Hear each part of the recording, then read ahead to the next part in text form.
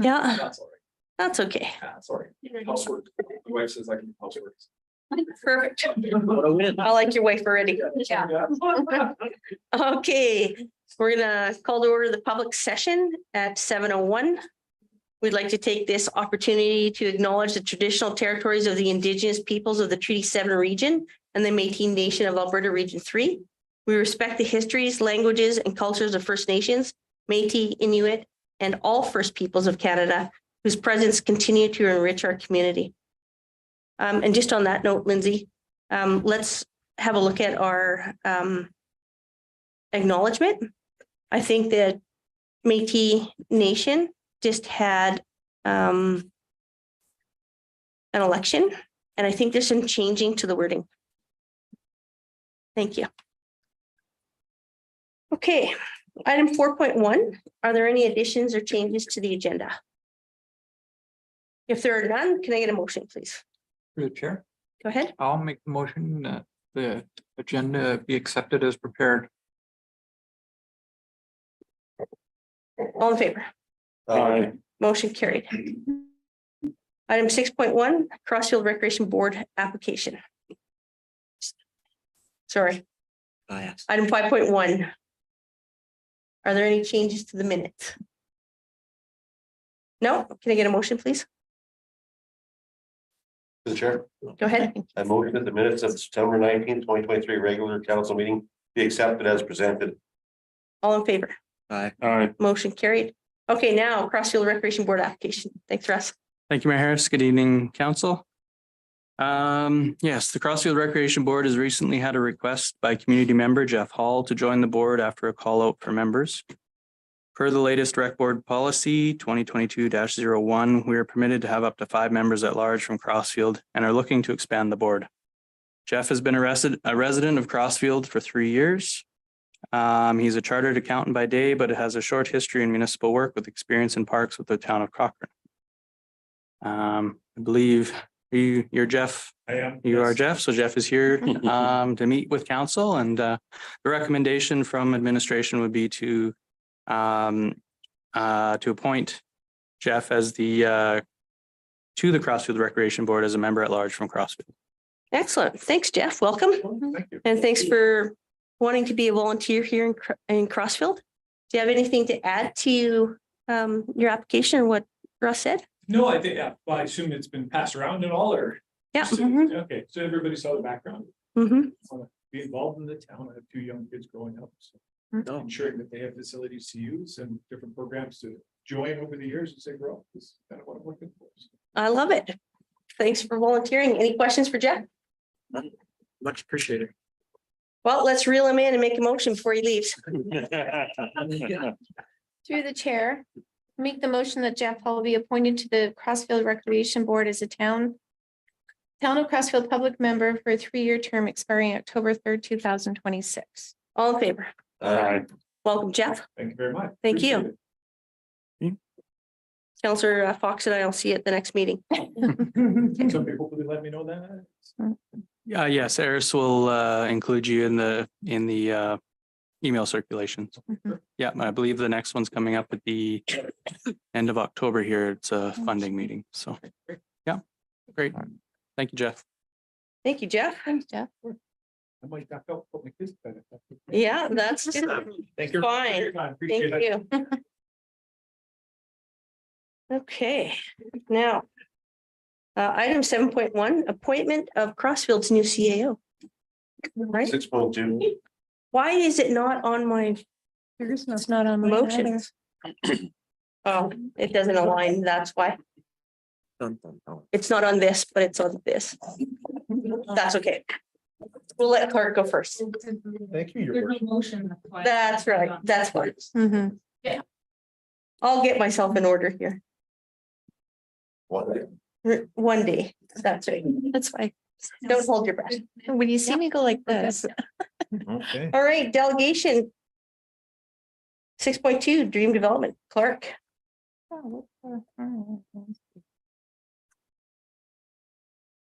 Beauty in it. Up and ready. Oh. All right. Very well. Good evening, Your Worship.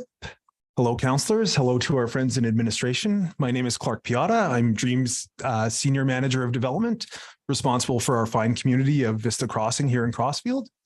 I have the pleasure tonight of introducing Elaine Dole, President of McKee Homes, Ryan Dole, McKee's Sales Manager. They've graciously accepted an invitation to come here and answer any questions that council might have about either the housing industry or the home buyer market in Crossfield. And I, of course, am here to speak to our area structure plan. As council is aware, we have an active application to amend the ASP. We've been working diligently with administration and its consultants for the past several months, worked through several iterations of both the plan and the policy document.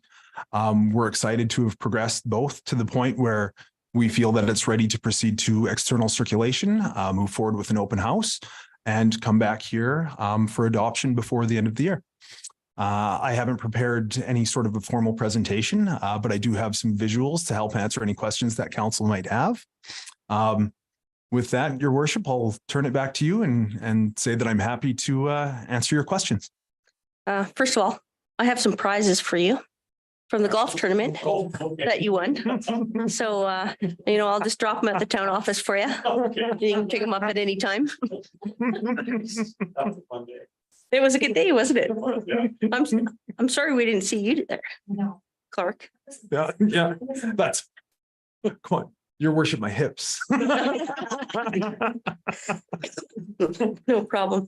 All right. So I think Clark, if you could just go through your presentation and then we'll gather any questions from council.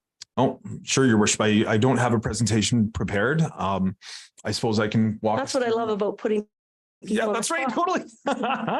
No, I can walk us through some of the elements of the plan. Yeah. And maybe just the highlights or any changes. For sure. Yeah. Yeah, absolutely. So the major driver of this plan is to incorporate the ATCO gas line as it currently exists in the plan. So the ATCO gas line runs right down this right of way right here. In the old version of the area structure plan, this right of way was going to be rerouted into the Water Services Commission right of way. Further investigations and dialogue with ATCO has told us this is cost prohibitive. $1.6 million to relocate this line. And frankly, we wouldn't recoup enough land to make up that cost. So that's the primary driver of the change to the plan. Coming out of this, this plan provides, I believe, 4 more acres of park space versus the old plan. It does change sort of the feel of the plan somewhat. What this does do is it creates a few more north-south linear connections. There's been a lot of investment into sort of major amenities in the south part of the plan, that being Amory Park, the school site that was added with the 2018 amendment of the area structure plan, the wetland that's being retained down here, and the linear pond system. They all form really regional amenities that benefit, not just the residents of Vista Crossing, but are draws for other people in Crossfield. And what this plan does allow us to do is create a few more north-south connections for the plan to the north to come through and connect through here. It does help us to incorporate the Regional Services Commission right-of-way, as it won't be as encumbered with another gas line anymore. And it allows us to take a look at a few other things within the plan, refine the size of the pond now that we're a little bit further along and can run the engineering analysis on what size pond is actually needed there, recoup some of that pond space into some additional park space where we can add a tot lot to benefit future residents in the north part of the plan. And then, of course, just make sure that the connections are still there for pedestrians to connect through both what we're developing right now to the future areas. So, for example, Ellen Park that we're going to be building next year, maintaining the connection to bring that to, the pond system and all the rest of our greenery.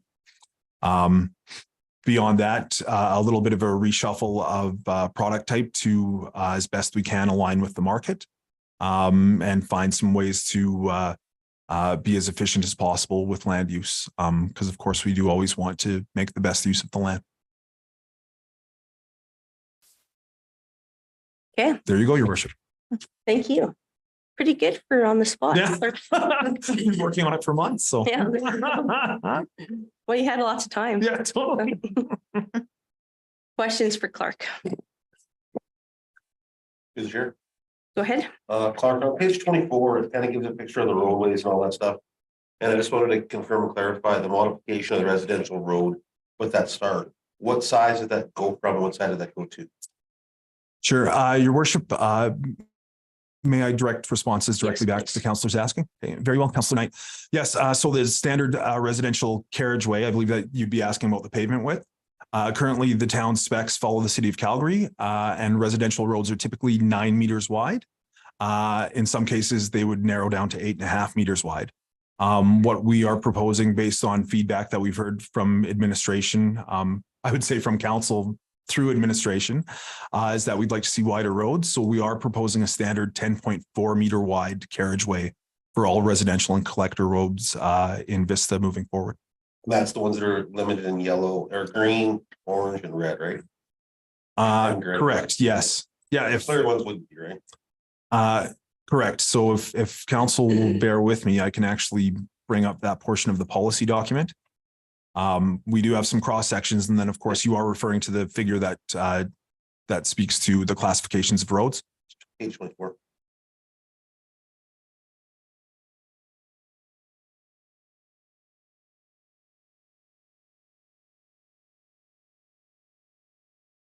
Love that, yep. Very good. Yeah, correct, Councillor Knight. So those roads that are in the darker color there, those are roads that these guys down here are all roads that have already been built through the first 4 phases. The narrow roads here, these are lanes. Yep. Yeah, correct. The greens are the new residentials that will be 10.4. Yep. And this reddish orange is Mossop, which will act as a 10.4 meter wide collector with sidewalks on both sides. And the green ones, the other ones have sidewalk on one side Sidewalk. to on one side. accommodate for the larger road. Correct, Perfect. correct. That works. Jeff, my first question, thanks. Any other questions? Through the chair. Yeah, go ahead, Councillor Gustafson. Actually, there was some questions that we brought up in the last meeting. Yep. And I'd asked Meryl to address them. Do you remember, Meryl, what those questions, those concerns that I had before? Yeah. About the change of the footprint from the original? The density? Yes, absolutely. So we went from how many lots to how many from the original? And why, why the change? And then we're kind of getting outside, I guess, the perimeter of the original plan as well, from where we're at. Mainly around the existing pond itself. Sure. So Councillor Gustafson, this table that I brought up here, it shows the density at the various stages of various iterations of this plan. So when the plan was first adopted in 2015, we were looking at a density of 6.7 UPA.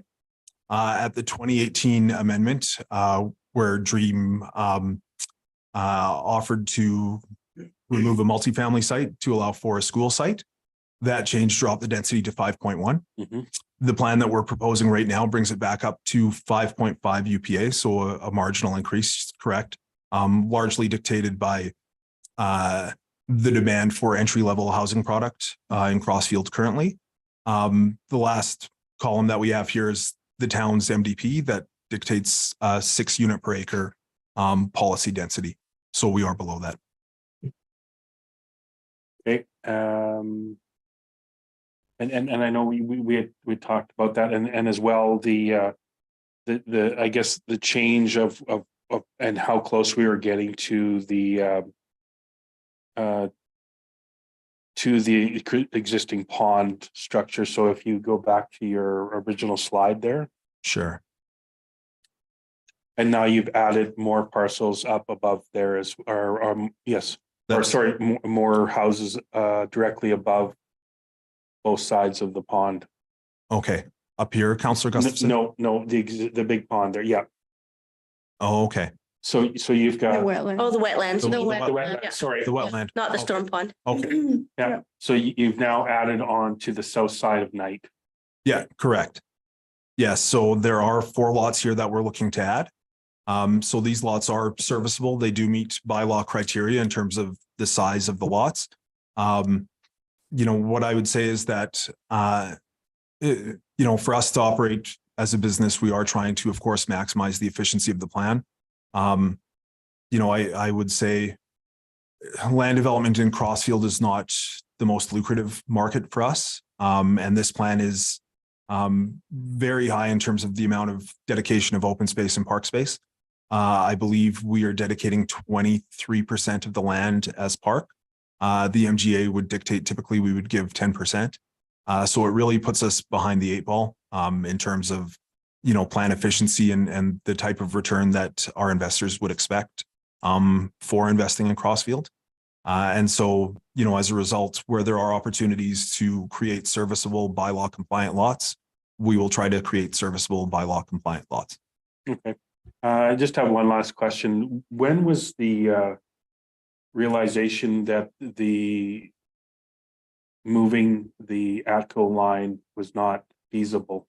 It kind of a date on when that was it last year, 2 years ago? Correct. Yeah. So Councillor Gustafson, it was about 6 weeks after I joined Dream. Mm. So that would have been June of last year. June of last year. Okay. Okay, thank you. Okay, any further questions? Through the chair. Go ahead. Just to add to that last comment you had about the percentage that was back towards parks. Typically, I'd say the land purchase that you bought was limited to that space before we actually purchased it, right? So there is a large part of that was coming, would have been clearly dictated the price you'd have paid for it, right? Because there was land that wasn't going to be usable from the start, though, right? Correct, Councillor Knight. Yeah, that's a typical unencumbered piece of land. You have a legislative obligation to dedicate up to 10%, depending on whether the municipality wants that much. I would say in this case, yes, between the wetland and some of the gas lines that encumber the land, especially, once agreement was made to add a school site here, there was no way we were ever going to hit 10% MR. But I think that it does make for a nice plan to have that much open space here. And we are trying to incorporate that much open space as efficiently as possible and still be able to generate the revenue to pay for it. Yes.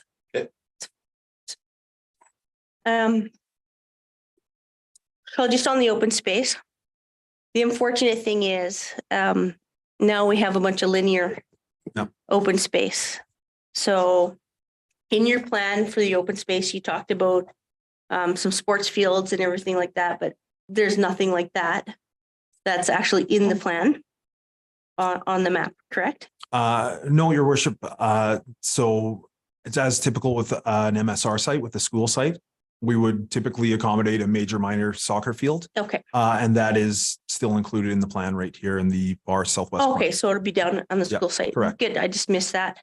I do like that you've hopefully took this from a recreation plan. Yep. And then that was given to you, having a dog park. Yep.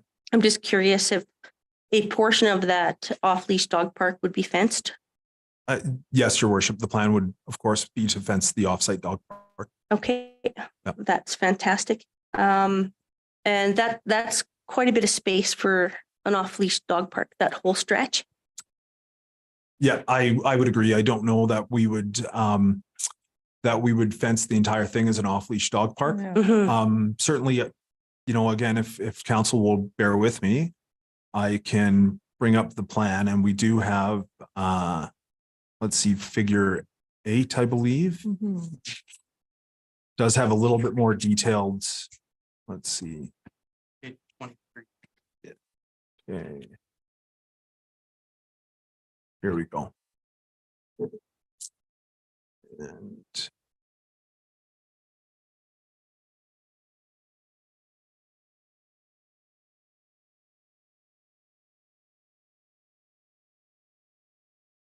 yes, Your Worship. So there are multiple uses that we do have planned for the Water Services Commission right of way. Yeah. the far north part, we are looking at potentially adding a community garden. Full disclosure, community gardens aren't my favorite, but I'm told that it's very well used in Amory Park, so feels like good continuity. In terms of how this space can be used for an off-leash dog park, yeah, I think that when we get to the subdivision stage, we would look in more detail at exactly what extent that would be a dog park and how much of it would be, more of a linear promenade amenity for the residents. Yeah, that sounds good. I'm also curious, like, maybe part of it, the off-leash dog park, but have you thought of something like a bump track or something like that?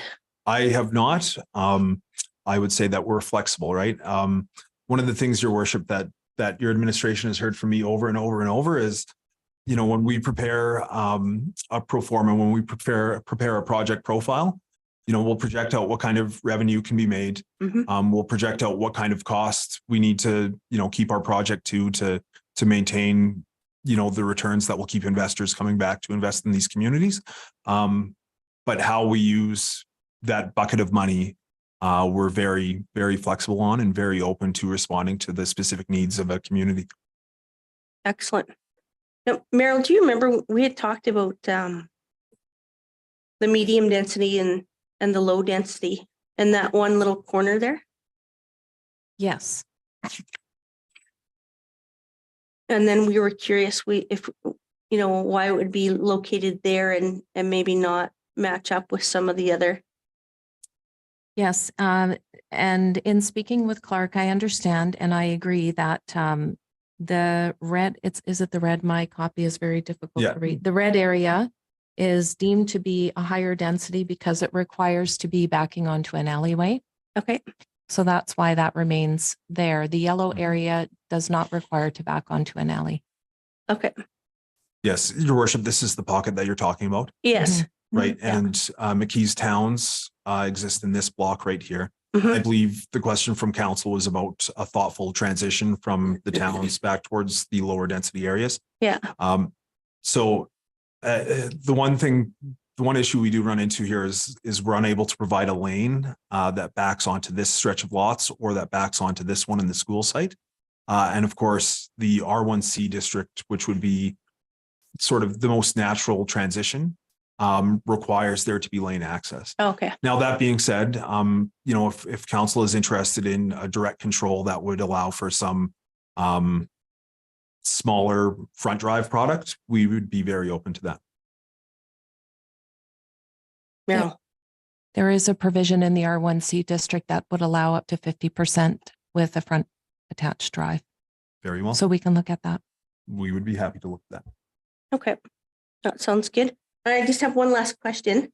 You talk about the connection to Mossop and Night and Sunset. Mhm.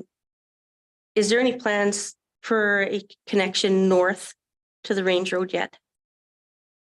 North to the Range Road.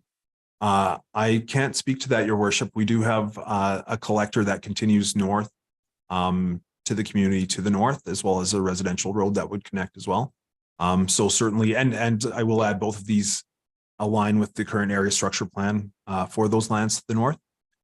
So I would say, in terms of matching up with what's already planned, we have made sure that we do match with what's in place. Okay, that's perfect. Thank you. Further questions for Clark? Clark, what would be when you started building over more to the east side, what would be the route that you would ask your heavy trucks to use?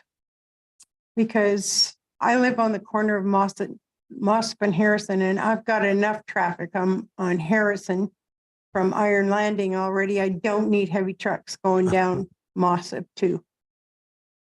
Sure, Councillor Lambert. Yes, I understand. Typically, what we would ask our traffic to do is come through the community that we've built. Ideally, what we prefer to do is have, roads that avoid existing residents as much as possible.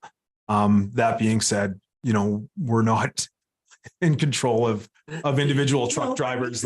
You can suggest to the companies Yes. that are working there that they try Yes, to avoid that.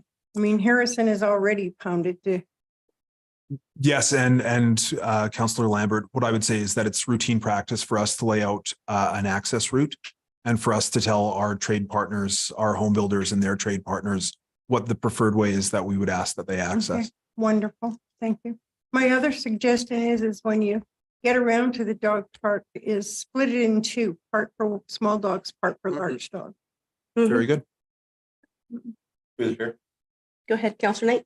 Clark, in this will tie to Councillors Lambert's question right there. Will the range road access to 12 be put into place while this starts? Because that'll be the access part. I know if it makes it a little easier too. It's a very good question, Councillor Knight. You know, it's not something that I'd thought of. We do have a TACA pipeline that runs along the west side of the site. Eventually, the plan would be to relocate that TACA line. But similar to the ACO line, like TACA's, you know, price that they say to relocate that is about $1.4 million. It's difficult for us in sort of, you know, the land development economics of Crossfield to make up for a $1.4 million hit at the beginning of any phase. So realistically, we will be deferring the western part as long as we can. And that is reflected in the phasing plan. Now, that being said, we can enter into crossing agreements. We do have crossing agreements with both pipelines. But like Town Road in or something? Correct. Okay, Yeah, perfect. you got it. Anyone else? Through the chair. Councillor Brennan. So I suppose if it's cost prohibitive as to move the ACO pipeline, then we can expect to see it carry on, that pathway to kind of carry on through the rest of the developments and further. Yes, Councillor Brennan, I do believe that the plan to the north actually already accounts for the existing ACO alignment. Okay, Yeah, I can't speak for, you know, the analysis that Yeah. that any other companies have done, but I would suspect they would come to the same conclusion that I have. oh, fair enough, I suppose, yeah. Okay, yeah, thank you. So it's the last question for me.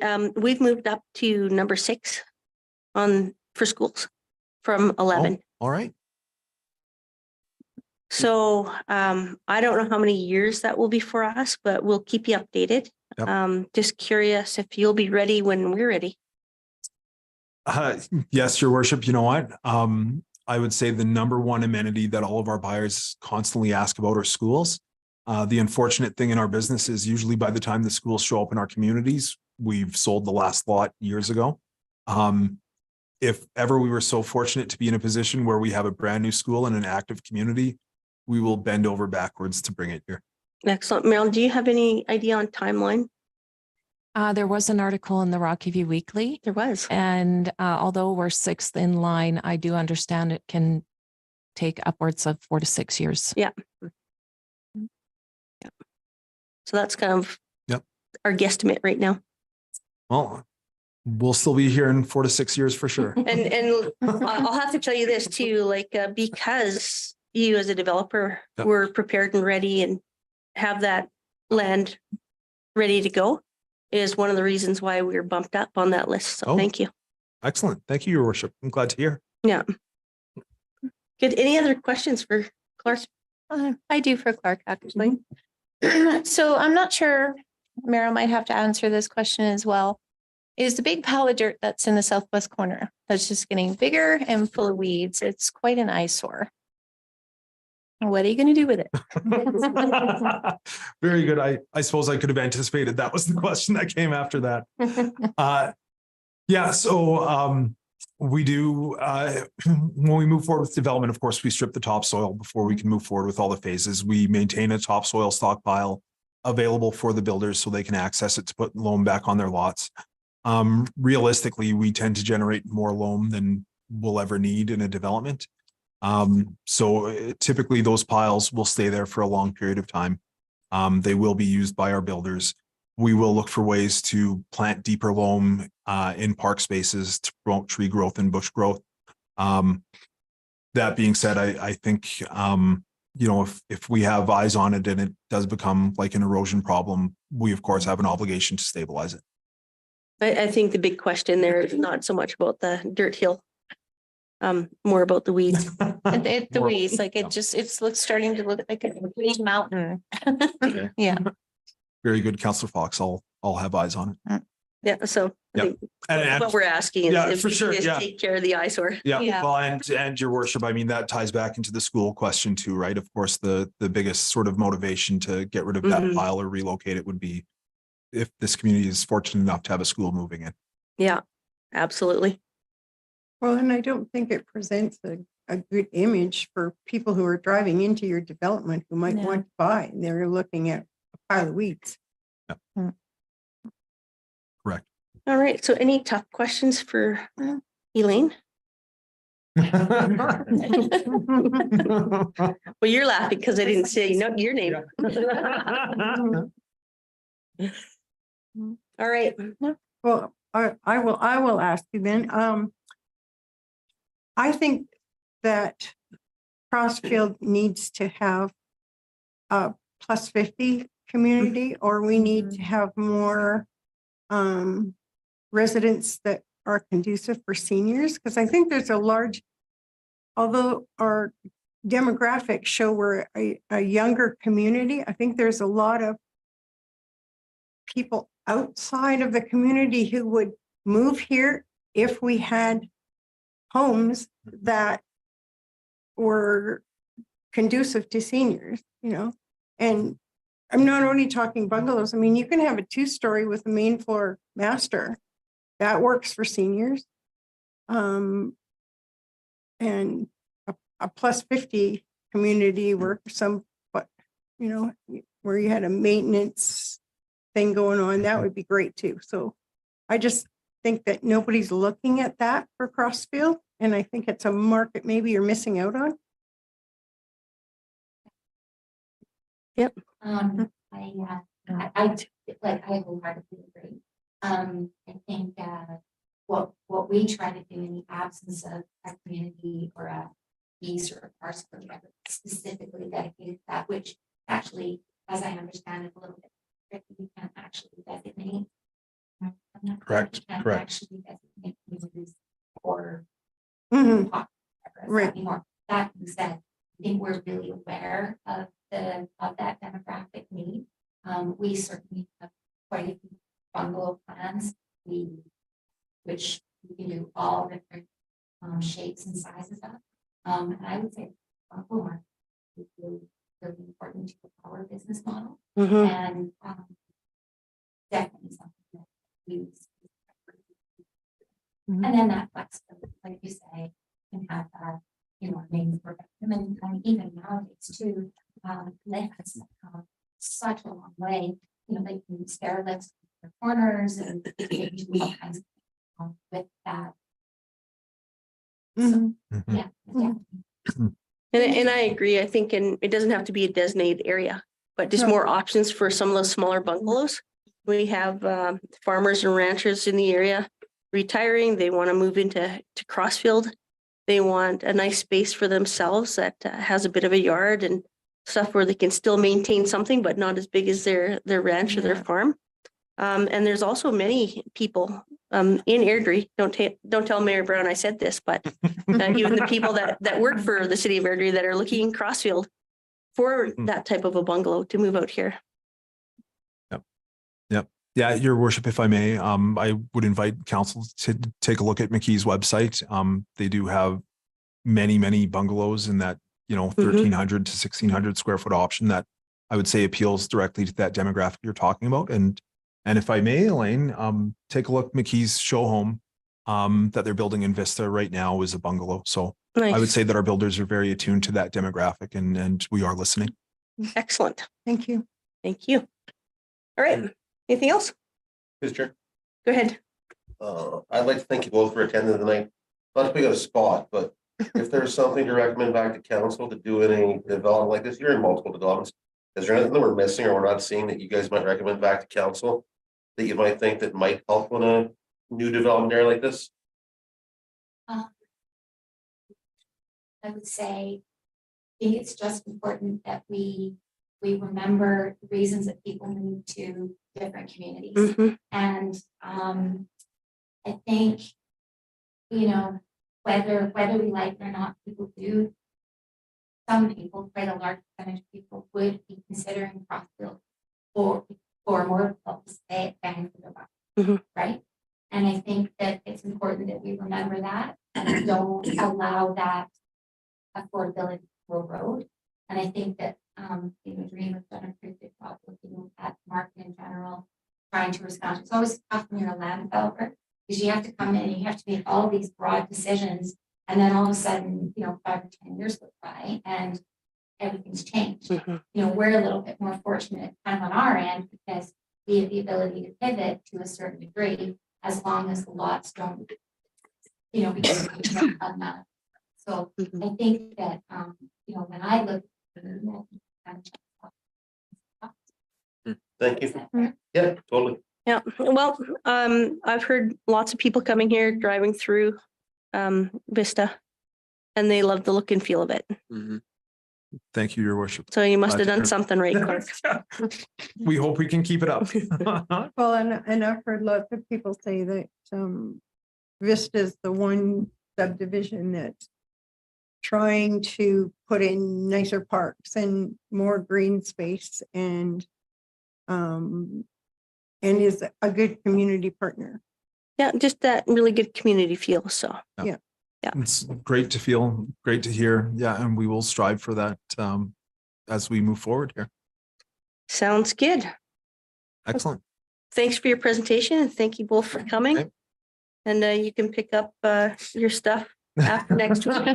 All your prizes, bring a box. I think you won a few. Oh, did Yeah, it's all in gift certificates, so you're good. All right. All right, thanks so much. Thank you, your worship.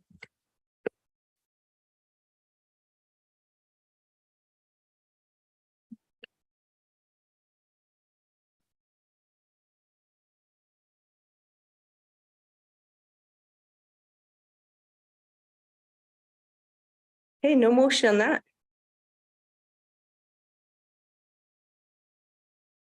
Okay, I'm just gonna get this, my notes here.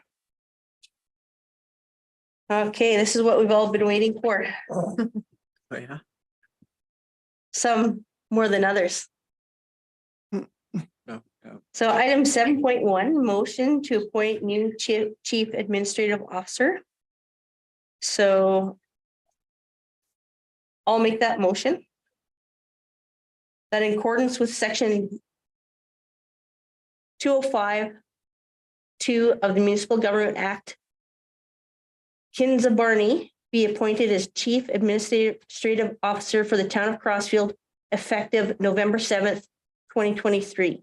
And Kinza Barney be authorized as the signing authority for the town of Crossfield effective November 7th, 2023. All in favor? Motion carried. And I will just give a little background for all of you on Kinza. She's originally from Labrador and moved to Alberta in 1997. Over the course of her 26-year career, she has worked in both public and private sector and has spent the last 16 years working in local governments. As part of her work in local government, she has served in multiple senior roles that have spanned a broad scope of functional areas, providing her with a strong knowledge of municipal finance, management and municipal processes and systems and their interrelations across municipal corporation. Her most recent assignment were as corporate services director for the city of Grand Prairie and subsequently as corporate services director for Nihil County. So those are just some of her attributes. We will be releasing a news release in the next few days and sending staff out the full profile that we have for her. Okay. I didn't hear us clap. I was waiting. I think he's waiting to jump. He's for- under the table. Excellent. So 7.2 Fortis Alberta Electrical Distribution Systems Franchise Agreement. Amber. Good evening, Mayor and Council. The Electric Distribution System Franchise Agreement between the Town of Crossfield and Fortis Alberta Inc.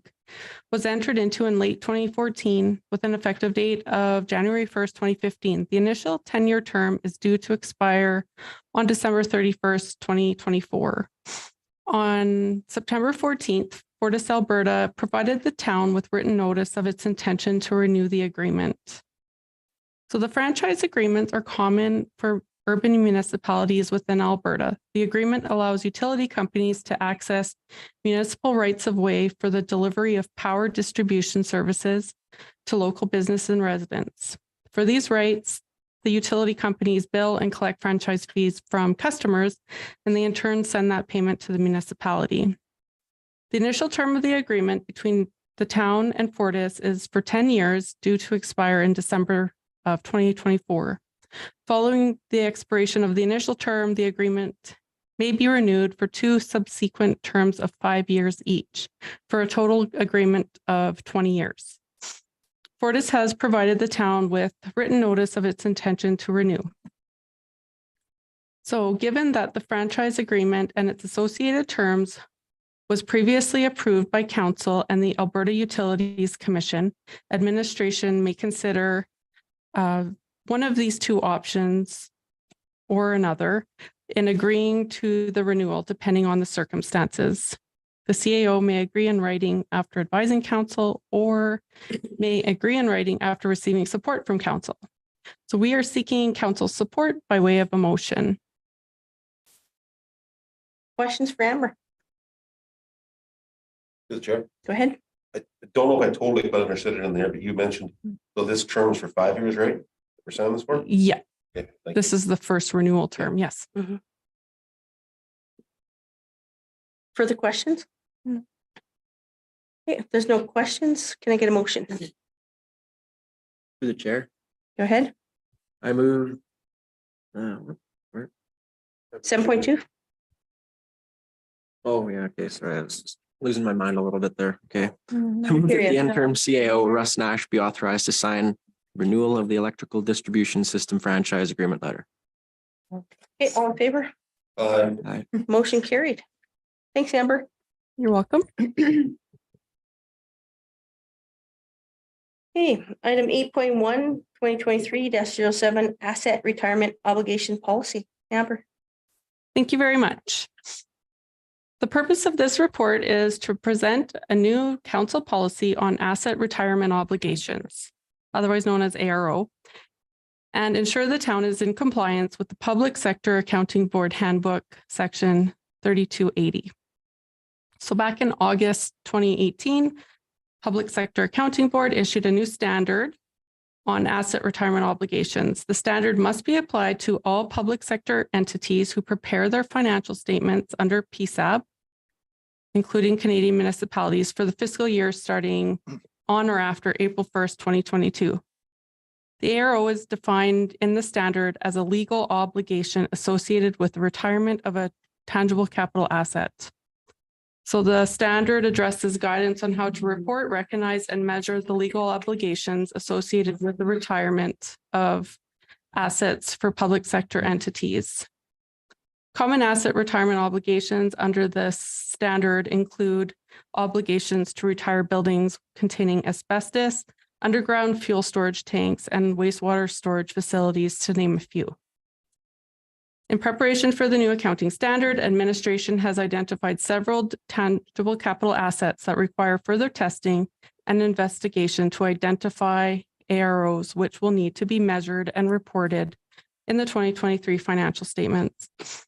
As part of implementing the new standard, we have developed a process to specify the accounting treatment for ARO so that users of the financial statements can understand information about assets with identified end-of-life obligations. This policy outlines the application of the standard, procedures relating to recognition, measurement, presentation, and disclosure, as well as the roles and responsibilities of town departments.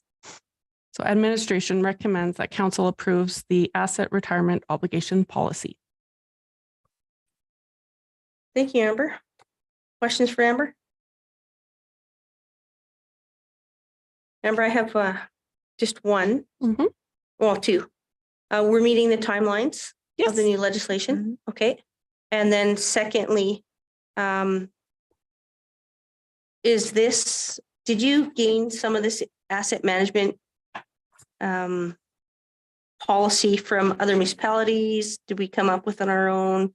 What kind of was the benchmarking behind it? So, good question. It actually was an example used at 2 other municipalities that I found. And I also combined it with some of the policy documentation at the City of Calgary.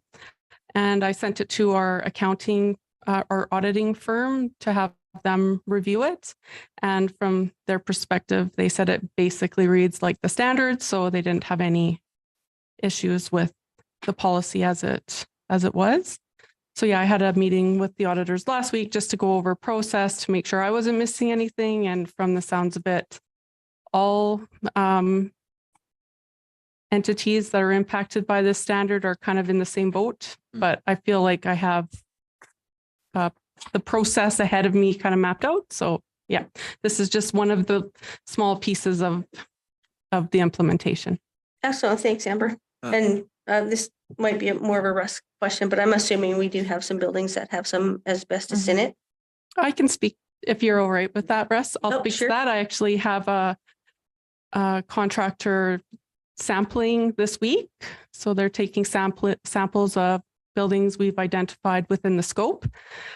Basically, that would be kind of based on the year of construction.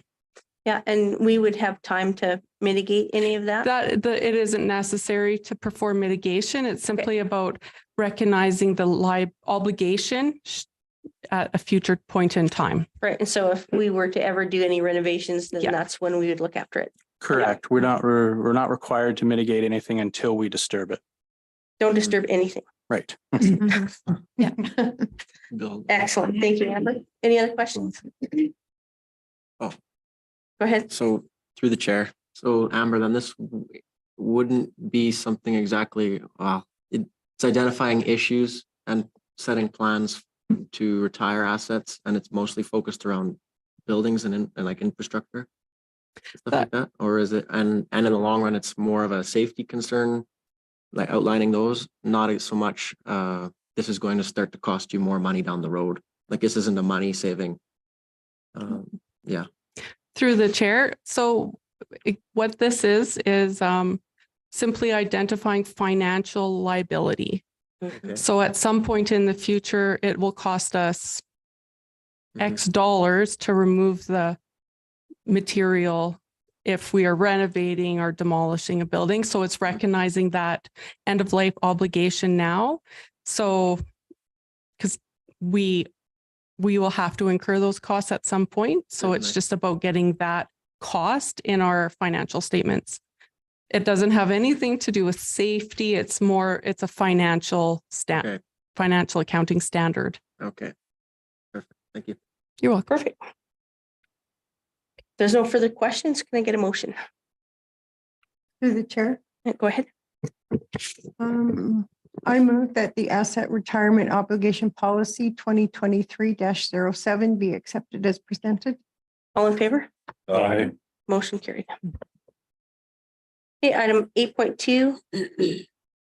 Bulk water account management policy. Thank you. Good evening, Council. The purpose of this report is to make Council aware of a newly approved administrative policy, ADM 01 bulk water account management policy. Previously, there was no formal procedure or policy on the administration of bulk water accounts. This policy provides guidelines for the administration of bulk water accounts and formalizes a system for account management. Administration recommends Council accept ADM 00 bulk water account management policy as information. Thanks, Lindsay. Questions for Lindsay?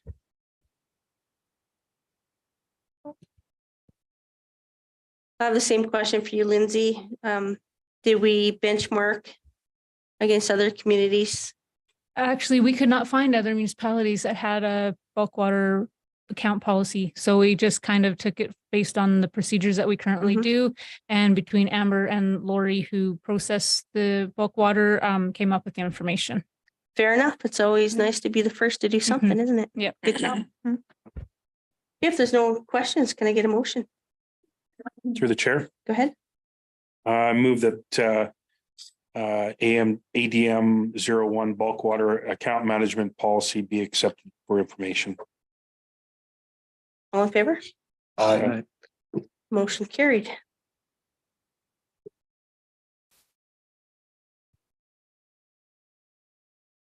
So sorry, Lindsay, that's just is that a policy? Like, do we have to actually approve it or You're just accepting it for information as it's an administrative. just procedure. administration policy? Okay.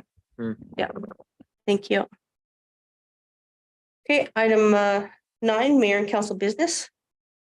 I attended the Alberta Minis conference this past week. I did the pre-conference session of municipal finance and budgets. I found it very informative and I learned quite a bit. So that was good. I encourage anybody else to take that.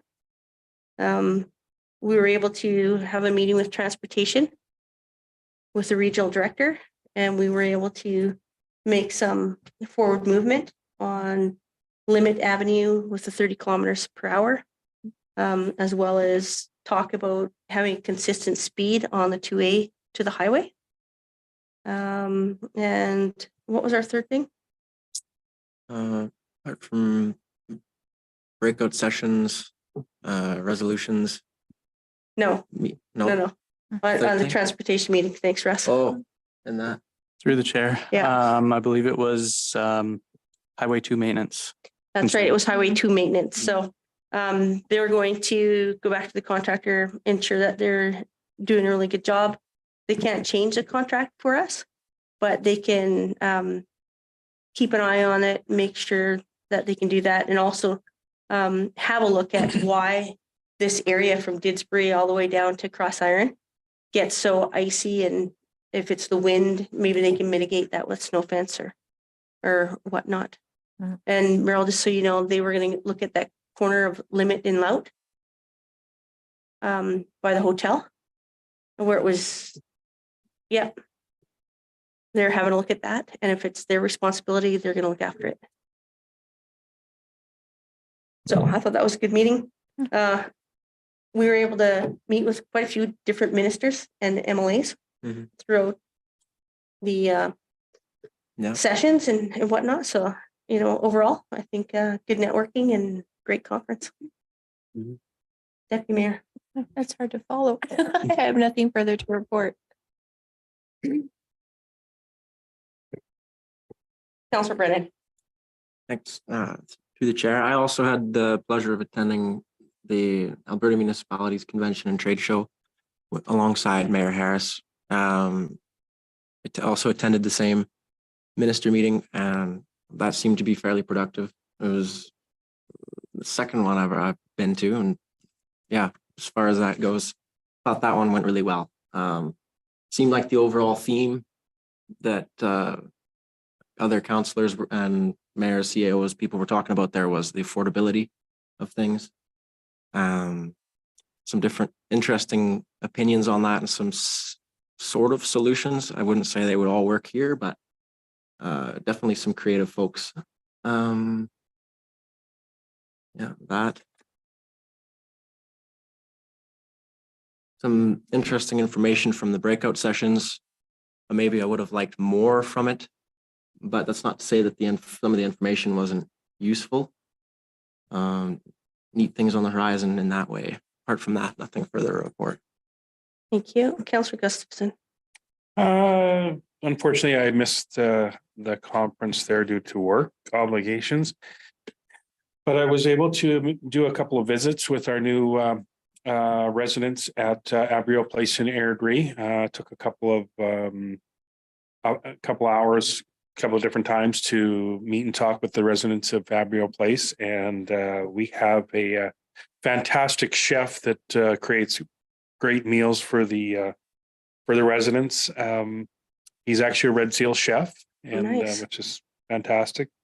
Currently, there's 58 out of the 93 suites occupied, and more to come. So it'll be hopefully we'll be full by the end of the year. That's good progress. Yes, absolutely. It's been great. Yeah. And that's we opened up on September the 1st. So Yeah, nice to see they're being fed well too. yes, they are being fed very well, and that the residents are very happy there. So great to see. Excellent, thanks. That's all I have. Councilor Knight.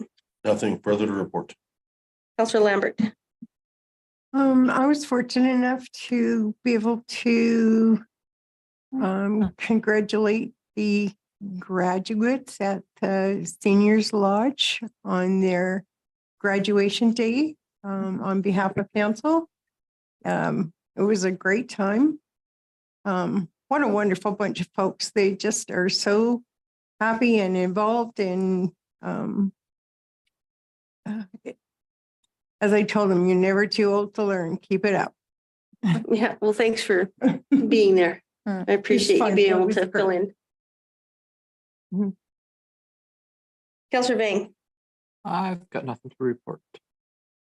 Okay, can I get a motion? Mr. Chair, Go ahead. I motion that mayor and councilors update be accepted as presented. All in favor? Hi, Motion carried. Department Director updates. Looks like I'm up first, You so are up thank you, Mayor first. Harris. So you have my report in front of you. I'll just Mhm. touch on a few things, and I do have a couple additional items to report on that came in after my report. First thing we have applied for a few grants here in September, one of them being the Alberta Fire Services Training Grant. So hopefully we can get some money to assist with additional firefighter training.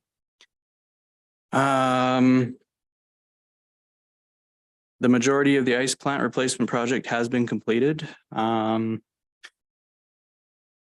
see in here, I stated that we were waiting for the heater to be reinstalled. That was actually done today.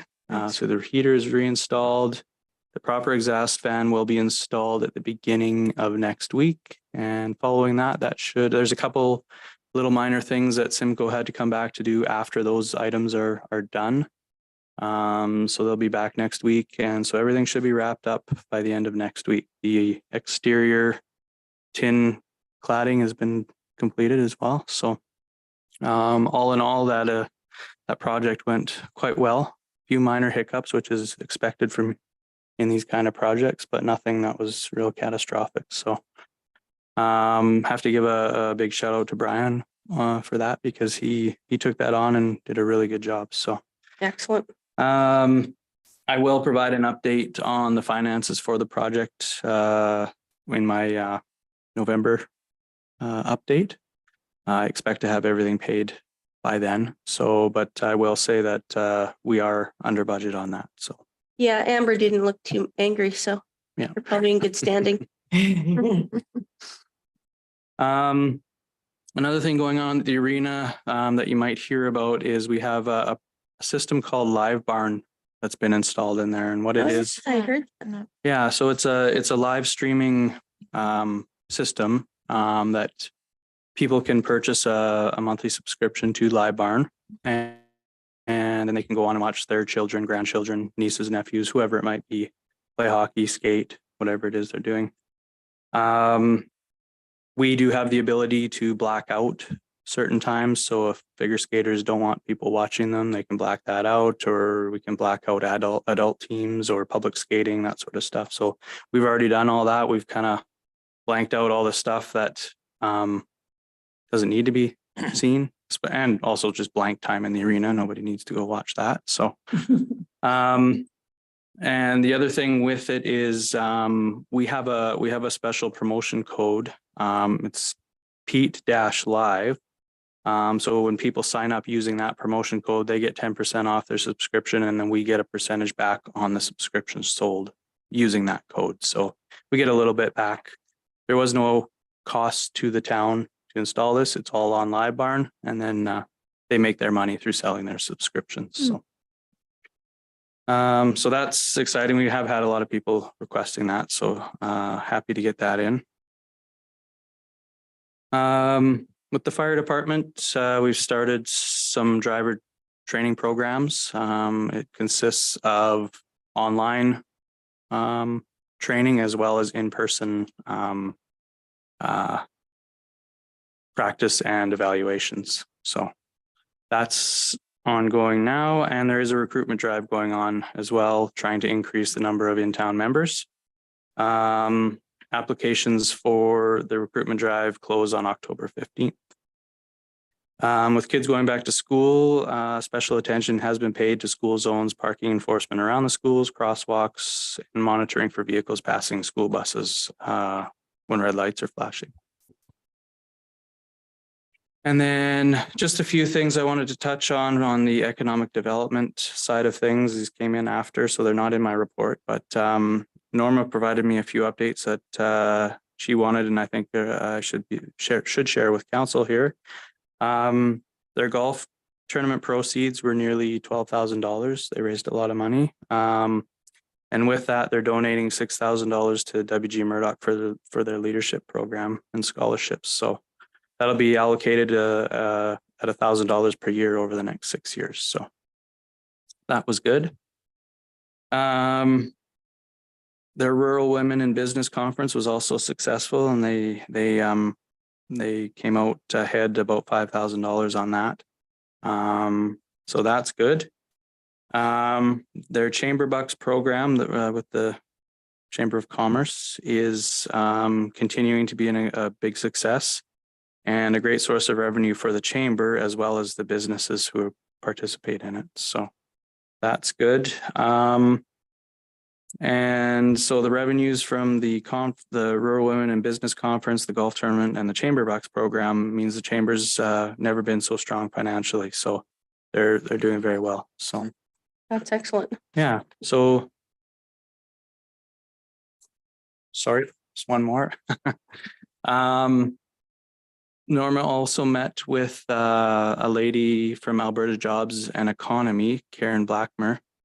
We're looking to do a career fair sometime in March, April is kind of what they're looking for. And there is a grant under the Labor Market Partnership funding stream that they can access. So Norma's working on an application to help fund that project. So Excellent. Thanks, Russ. Any questions for Russ? To the chair. Go ahead. Just in regards to the Parks and Recs tab 3, in regards to the drains on Ball Diamond 2 and 3, are we doing anything to 3? Because it's kind of built like this. So how I understand it, how Kevin's explained it to me is the French drain is being put kind of between Diamond 2 and 3. So when the water comes from Diamond 2, it gets caught in that drain so it doesn't go on to Diamond 3. It's still a problem because it's going to drain it out of the outfield to the infield still too at Diamond 3. So, and I think he had also mentioned another fix he was going to try as far as a drain on Diamond 3, but I think this will take care of anything coming from the west. Then we kind of got to try and address even just the other problem. It says humps in the grass and shale infield. Yeah, It might just be some sloping of that fixes that. and he's been working on that. He's been cutting out where the shale and the grass meet and do this. So he's been cutting all that back. Awesome. Thanks. Excellent. Thanks, Russ. Good report. Lots of work being done. Yes, a lot going on. Hey, Director of Operations, Merrill. Thank you, Mayor Harris. Good evening, Council. Like Russ, I'll just touch on a few points of my report. So last week, we had a meeting on September 20th, so that was 2 weeks ago. Administration met with Urban Systems to discuss next steps for the policy audit, the council workshop, and the plan updates and community engagement. So as you'll see, the policy audit includes a review of key policy and regulatory direction from the MDP and land use bylaw related to the council direction outlined in the strategic plan and the summary document that resulted from the 2022 visioning workshops. In addition, Urban will prepare a general overview of the fiscal impacts of development patterns in Crossfield and discuss the relationship between growth and development and asset management. This will be completed and has been started between September 25th and November 17th. We have scheduled a meeting with council and our planning engineering team to hold a growth and planning for the future of Crossfield on November 30th. Which is when we'll have the council workshop. Urban will present the results of the audit and fiscal analysis, as well as scenarios for updating existing planning documents at the schedules workshop with council administration.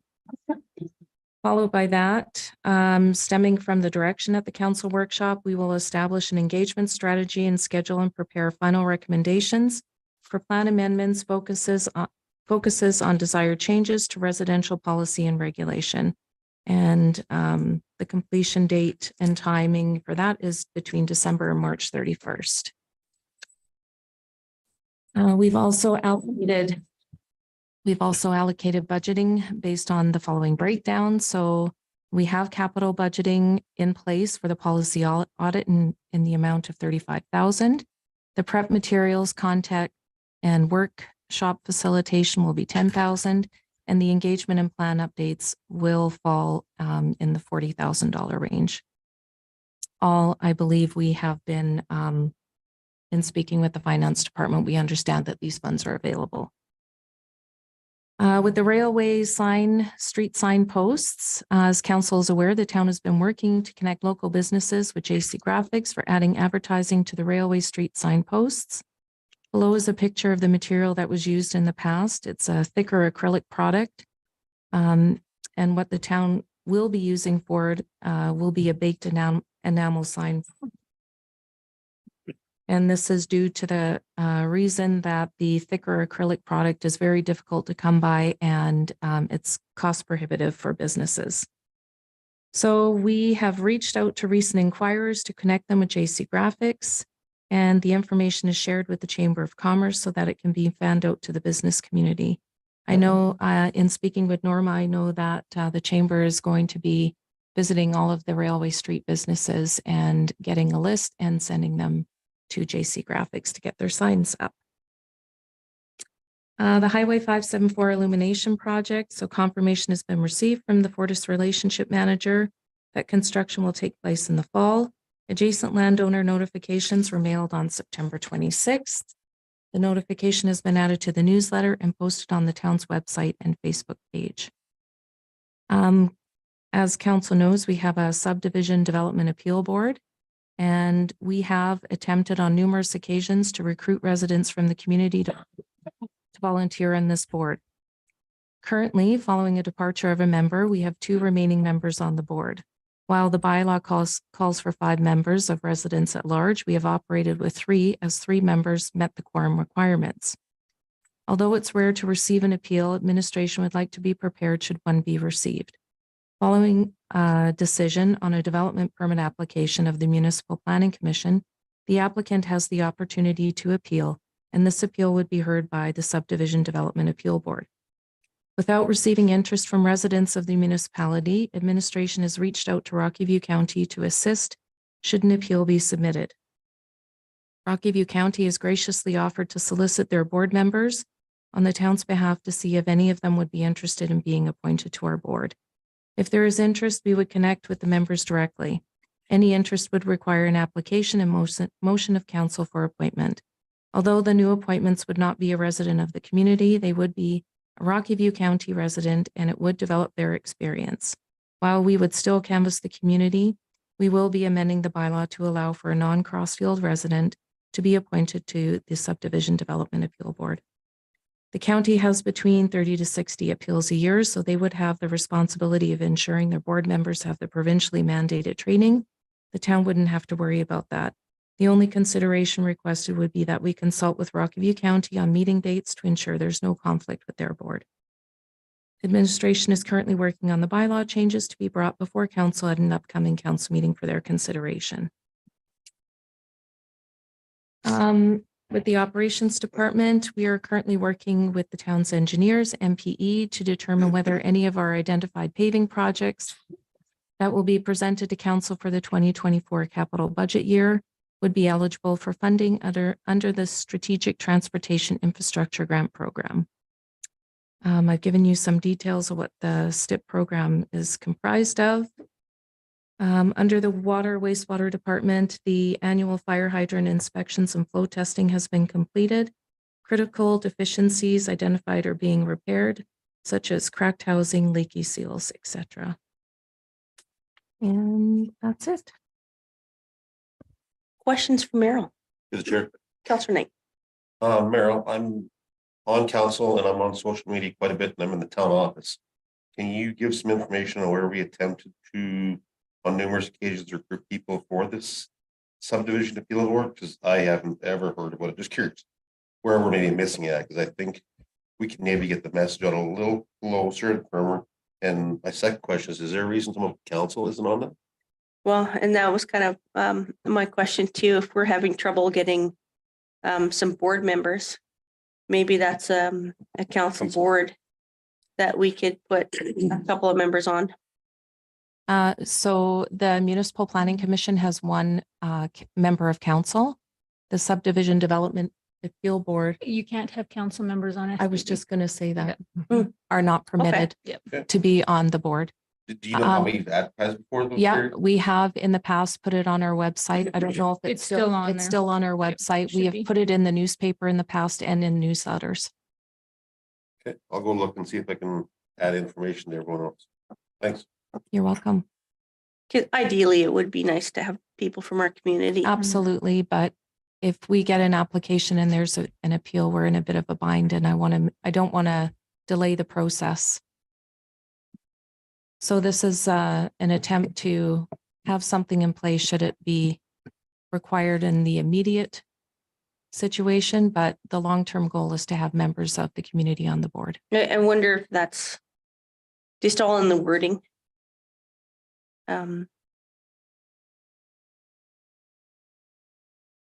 When you appoint or have Rockview County come in, It would be on an interim basis until we have members of the community. yeah, interim or, yeah, temporary, just something like that. So it's not a permanent thing. Yes. Okay, perfect.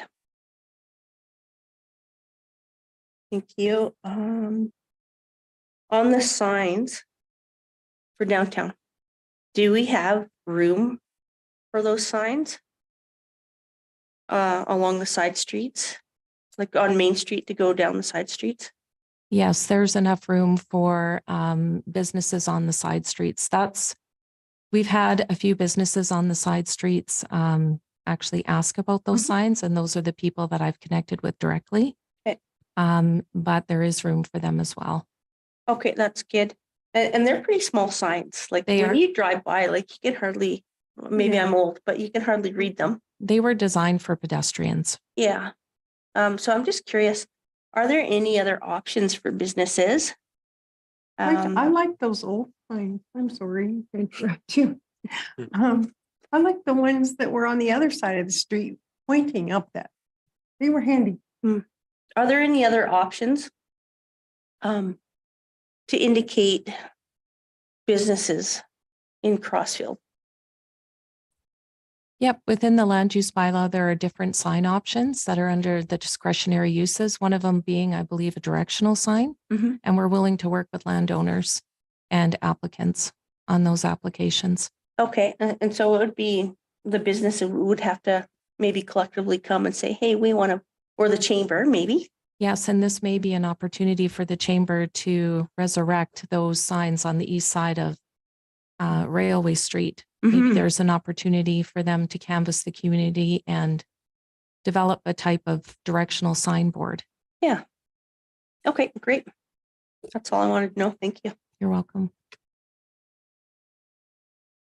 Okay, no further questions for Meryl, then Lindsay, Director of Corporate Services. Good evening, council. Just an administrative or director of corporate service update. Bulk water for the month of August has been invoiced with 33 accounts. We currently have 13 accounts on the prepayment program with FlowPoint, which is up from 9 from last month.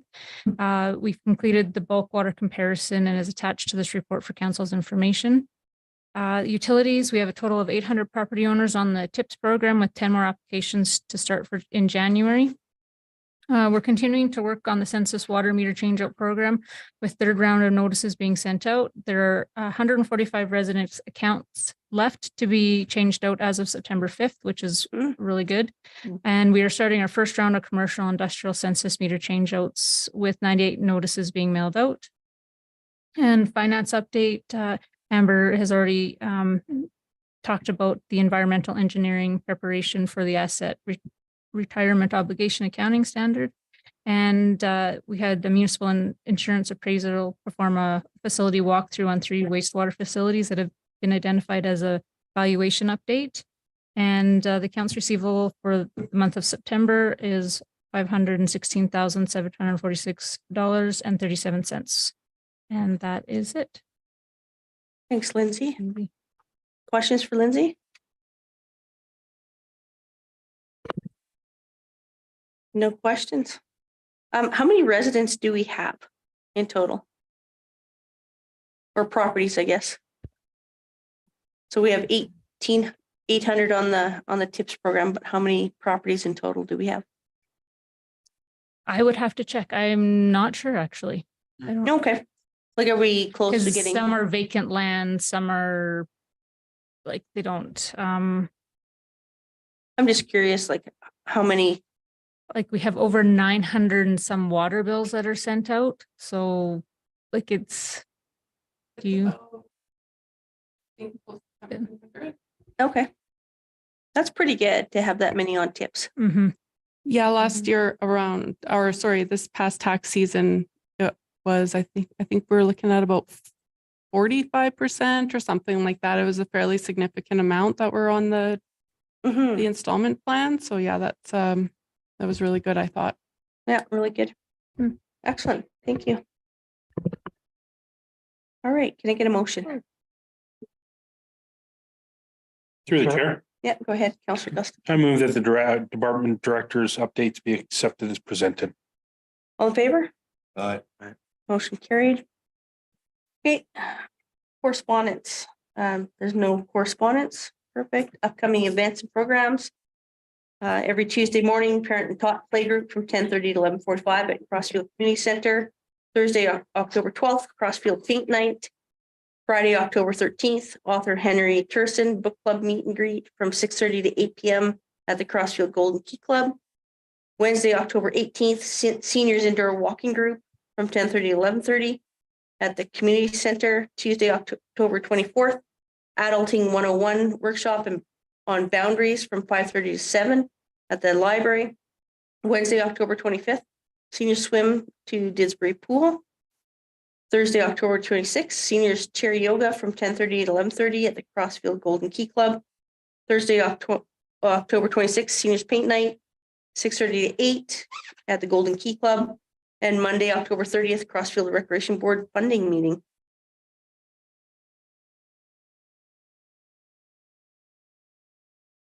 Oh, there's more. Oh, my goodness. Friday, October 6th, movie at Crossfield Municipal Library, 12 to 3. Friday, October 13th, Kiwanis Airdries presents Trivia Night. We have to sign up for that. Saturday, October 14th, Crossfield Minor Hockey presents Dueling Pianos, 7 to 11:45. Friday, October 20th, Who's Crew Parent Society presents Halloween Howler. Saturday, October 21st, Tales to Tell presents a tribute to Elton John. And Friday, November 3rd and Saturday, November 4th, Crossfield Farmer Market, Christmas Market, Friday from 5 to 9 and Saturday from 10 to 4. And that's it. Can I get a motion to adjourn? Through the chair, I'll make the motion that we adjourn at 8:18 p.m.